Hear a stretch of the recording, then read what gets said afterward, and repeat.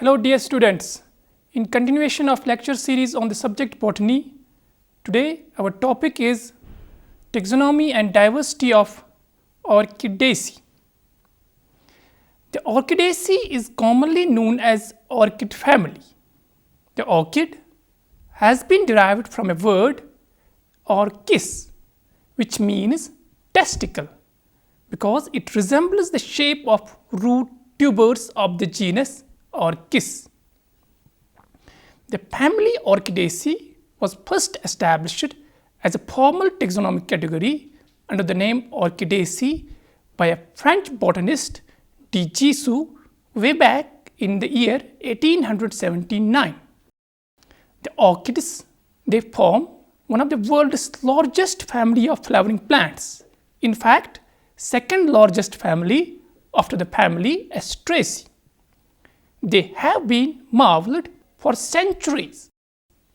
They are a symbol of love, beauty, and luxury.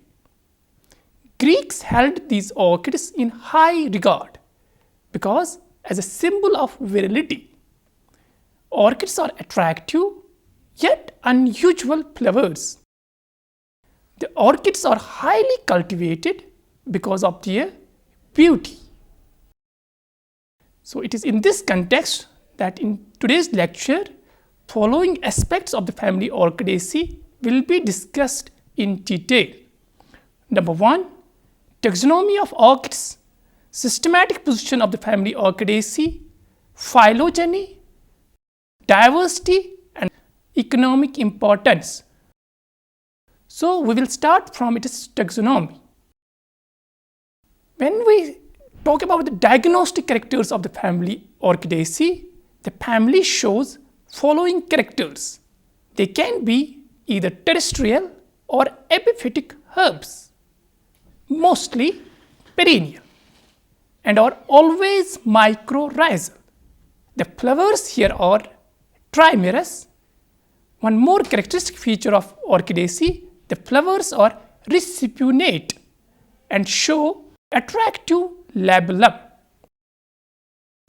The Androecium and Gynoecium here is adnate to form a structure called Gynoecium, and the pollen grains are characteristically, or we can say uniquely here, fused to form a structure called Pollinarium. After this discussion on their diagnostic features, now let us discuss their morphology in detail, starting with their habit. The orchids, as already mentioned, they are mostly perennial herbs, but rarely they can be annuals. They are either terrestrial. The typical example here is the type genus Orchis, or they can be epiphytic. The examples are many. Just one example, the Dendrobium. Or very occasionally, they can be saprophytic. Example here is the orchid by the name of Gastrodia. Or very rarely, the orchids can have the habit like wine, what we see in the case of celebrated orchid called Vanilla. The roots in the case of Orchidaceae, they are strongly mycorrhizal. They are tuberous in the case of terrestrial species, and in the case of aerial species, wherein they are epiphytic, they have a spongy, water-absorbing, multi-layered epidermis, which is composed of dead cells. This structure or aerial roots, this is known as velamen. Now the stem. Stem in the case of orchids, it can be either foliate or it can be scapose. The stem can take the shape of a rhizome or a corm.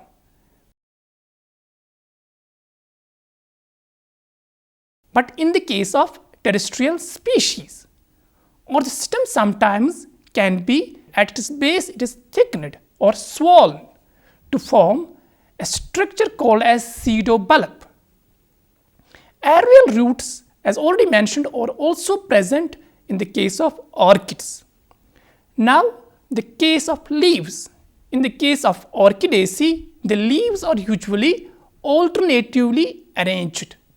They are spiral, or we can call more technically that these leaves are two-ranked. The leaves can be either basal, that means at the base of the stem, or along the stem. The leaves are often pellicate and fleshy. These can sometimes be reduced to fine scales. The leaves are usually sheathing at base with the sheath completely encircling the stem. The leaves are exstipulate and simple. The leaf margins, they are entire, and the venation pattern here is parallel. Now, the reproductive part of the flower, starting with the inflorescence. The inflorescence can be either terminal or axillary. The type of inflorescence that we encounter in Orchidaceae can be raceme, panicle, or spike, or very rarely sometimes the inflorescence is reduced to a single solitary flower. Now, the individual flower, as already mentioned, that orchid flowers, they are often showy.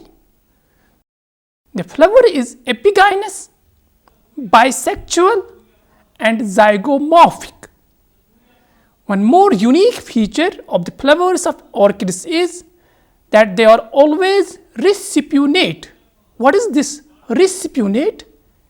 In such a situation, the floral parts, they get twisted at the angle of 180 degree during the floral development.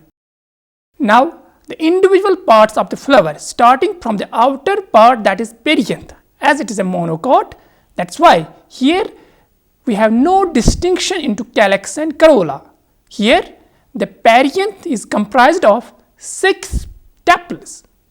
These tepals are biseriate in its arrangement, that means 3 plus 3.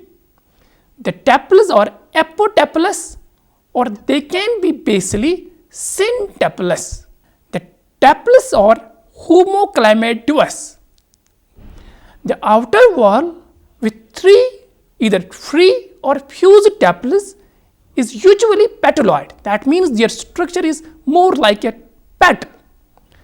They are imbricate. Then the inner wall has 3 pre-tepals. This is highly variable in the case of orchids. If there is a diversity in orchids, it is because of this inner wall with 3 pre-tepals. Here, out of these 3 tepals, the median and the anterior tepal is clearly differentiated, separated from the 2 lateral tepals, and forms a unique structure called as labellum, or sometimes it is called as lip. The labellum or the lip is extremely variable, both in its shape and the color. And this labellum, it acts as a landing platform for the pollinators. It is typically enlarged with fleshy bumps or ridges, and sometimes it can be succate or it can be spurred at its base. The nectar is produced in a lip spur by tepal apices or in the septal nectaries. Now, discussing the Androecium, that is the male part of the orchid flower. The stamens here are mostly solitary, and this solitary stamen is derived from the median stamen of outer wall, and rest 2 stamens, they have been reduced to 2 vestigial stamen nodes. These stamen nodes are derived from the lateral stamens of an inner wall. Sometimes these fertile stamens can be 2 in number, as we see in the case of Apostasia, or even 3. That means we have no stamen node there, as is the example in Nuvidia. The stamens are always adnate with the style and stigma. Style and stigma is the part of gynoecium, that is the female part of the flower. That means male and female parts are joined together and they form a structure called as gynocytemium. It is also known as gynocytigium or sometimes more commonly called as column. This gynocytigium is opposite to the labellum. The anthers on the top of the stamens, they are sessile on gynocytemium. The anthers are bisporangiate, not the characteristic tetrasporangiate that we see in other families. They are here the bisporangiate. Anthers are dithecous, androus, and the dehiscence is longitudinal. The pollen grains uniquely, characteristically, they are powdery or waxy. That's why they are grouped into discrete, soft or hard masses called as pollinia. Each pollinium comprises of a sterile portion called as caudicle, and there can be 1 to 12. Most commonly 2 or 4 pollens that are derived from individual anther microsporangia or sometimes from the fusion products of microsporangia. 2 to 8 pollinia are formed usually per flower. The pollinia plus a sticky stalk. This sticky stalk is derived from either the anther or the stigma. The pollinia plus a sticky stalk are fused together and are termed as a structure called as pollinarium. This pollinarium is the unit of transport during pollination of orchids. Anther connective is often modified in the case of orchids into a structure called operculum, or it is sometimes called as anther cap. This anther cap covers the anther or the anthers prior to their pollination. Now the female part of the flower, gynoecium. Gynoecium in case of orchids is comprised of 3 carpels and the condition is syncarpous. Ovary is inferior here and unilocular one but with parietal placentation. Rarely we see 3 locular ovary also in the case of orchids, but in that case we have the axillary placentation. This is a rare instance and is exemplified by apostasia. The ovules are here anatropous, bitegmic, tenuinuslate, many per carpel. Sometimes these ovules can be millions per carpel. The style and the stigma are highly modified here. The style is solitary, terminal, and forms major component of the gynocytemium.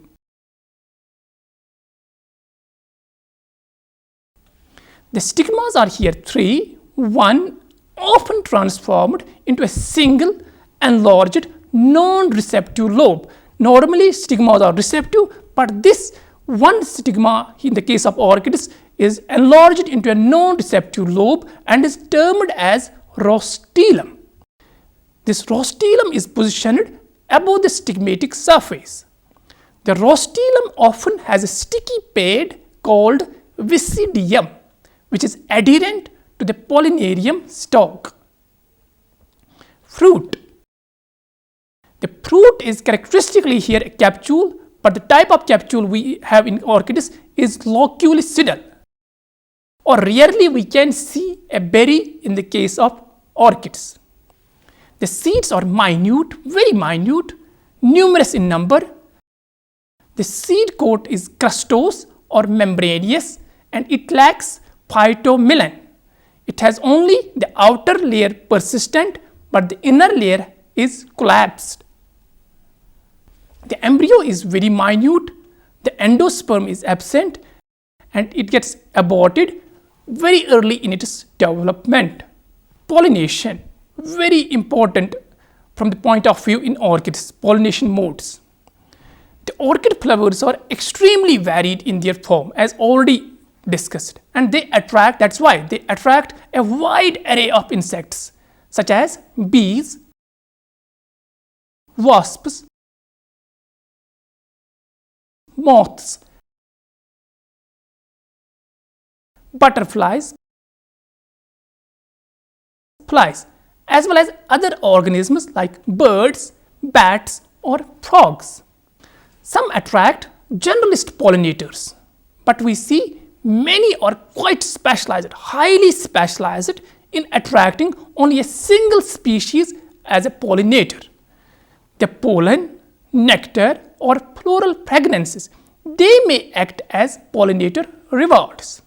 Some species of orchids have more remarkable adaptations for pollination. We can say bizarre adaptations for pollination. For example, flowers of Cypripedium, they manipulate their pollinators and provide in return no reward. Some species of orchids, namely Ophiris and Cryptostyles, they show a visual and a chemical mimicry by which a male insect, it gets deceived and perceives the flower as a potential female, as a potential mate. We have a phenomenon called as pseudo-copulation. These species of orchids like Ophiris, they mimic the form and the scent of female bees, wasps, or flies, and get pollinated when the males attempt to mate with the flower. In other cases, such as bucket orchid, scientifically known as Corianthus, a pouch-like labellum is filled with a fluid that is secreted from the Gynoecium, and a bee falling into this fluid must travel through the tunnel. Thus, it enforces deposition of Pollinarium on its body. The pollinia often becomes attached to the pollinator's body and are often deposited in the stigma, usually at a depression in the underside of the column. In fact, the transfer of pollen grains together with the pollinia is an apparent adaptation, evolutionary adaptation of ensuring fertilization of many of the huge numbers of ovules. In some species, pollination is an uncommon event and flowers may remain functional and showy for many days. Most of the orchid species, they are outcrossing, but selfing also occurs in some cases. Now the fruit dispersal. The tiny dust-like seeds that we see in orchids are dispersed by wind and require nutrients that are supplied by the mycorrhizal fungus for germination. Now the second part of the lecture, that is the systematic position of Orchidaceae. We will just mention few of the prominent classifications, starting with Bentham and Hooker's classification. Bentham and Hooker, they classified Orchidaceae under the class Monocotyledons, under the series Microspermae and the order Orchidales. Then the American taxonomist Cronquist classified Orchidaceae under the division Magnoliophyta, class Liliopsida, subclass Lilidae, and the order Orchidales. Armand Takhtajan, an evolutionary taxonomist, he classified Orchidaceae under the division Magnoliophyta, class Liliopsida. He incorporated the category subclass and gave the subclass Lilidae to the family Orchidaceae, and the superorder Lilinae, and again the order Orchidales.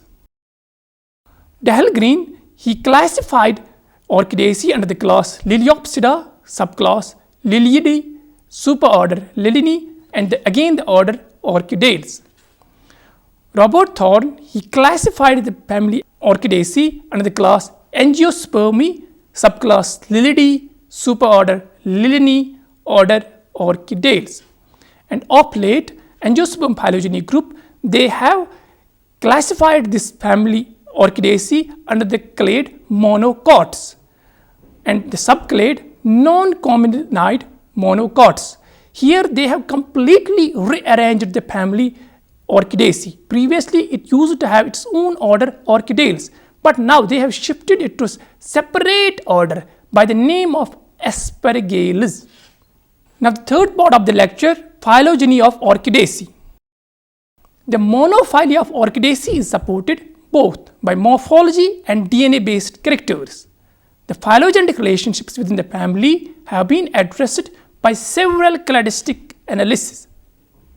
Broadly, 5 main subfamilies have been recognized in the family. The names go like this. Number 1, Apocytaceoideae. Number 2, Vanilloideae. Number 3, Cypripedidae. Number 4, Orchidoideae. And the 5th and the last, Epidendroideae.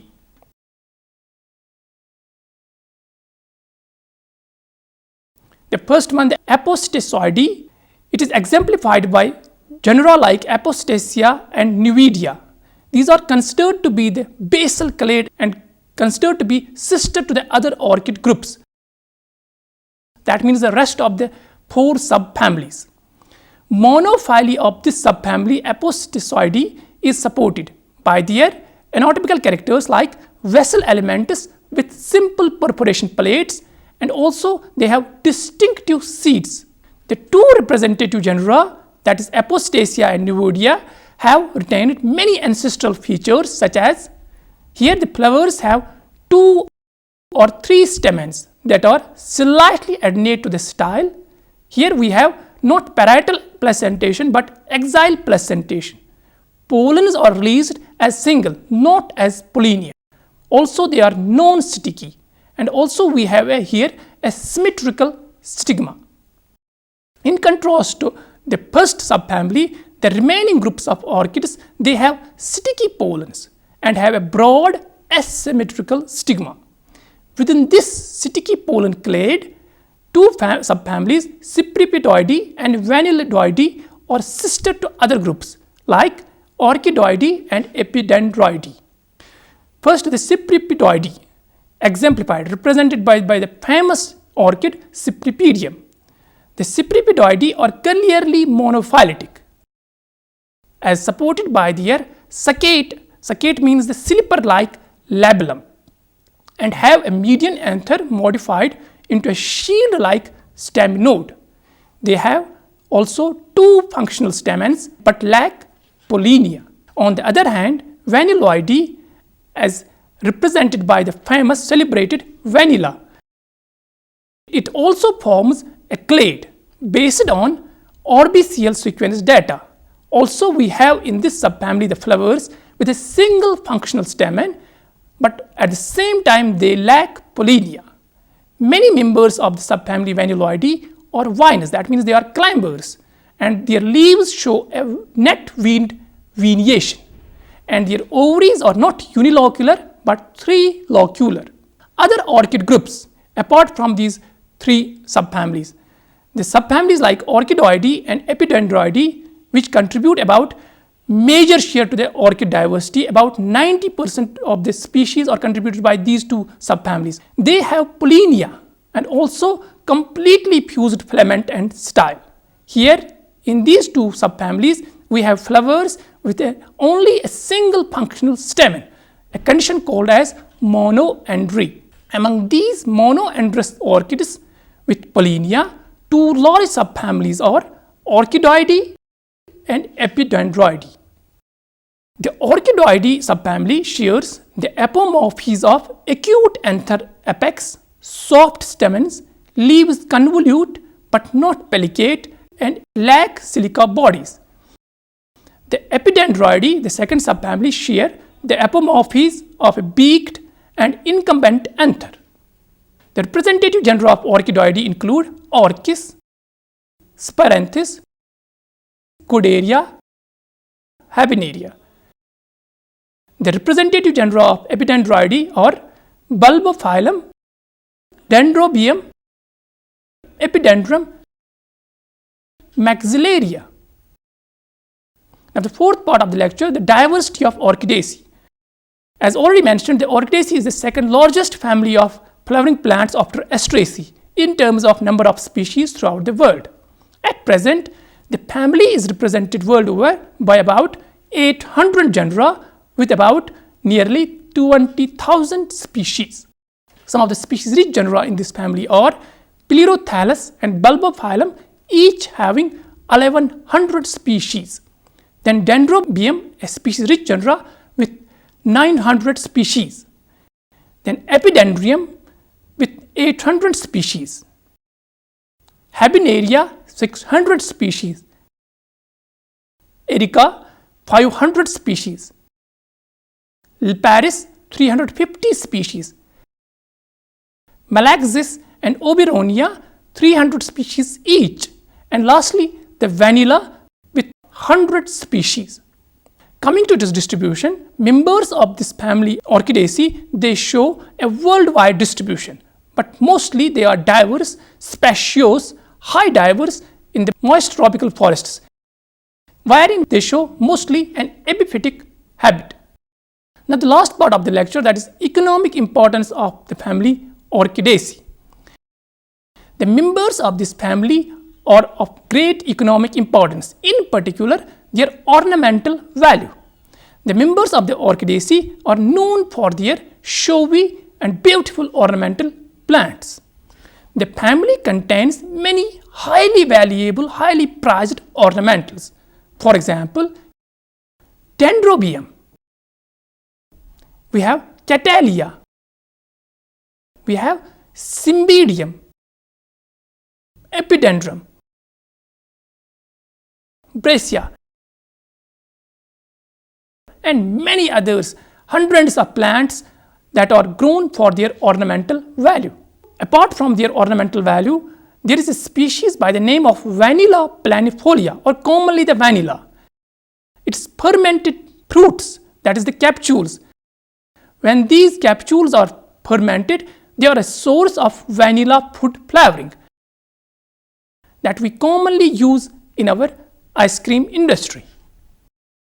Dear students, with this we come to the end of today's lecture that was on the topic taxonomy and diversity of Orchidaceae. In today's lecture, we discussed about the taxonomic aspects of the family Orchidaceae, then we discussed its systematic position, then thirdly we discussed its diversity, and also we discussed its phylogeny. Lastly, we tried to highlight the economic importance of the family Orchidaceae. Hope you have enjoyed today's lecture on this topic. See you again with some another topic. Till then, bye bye.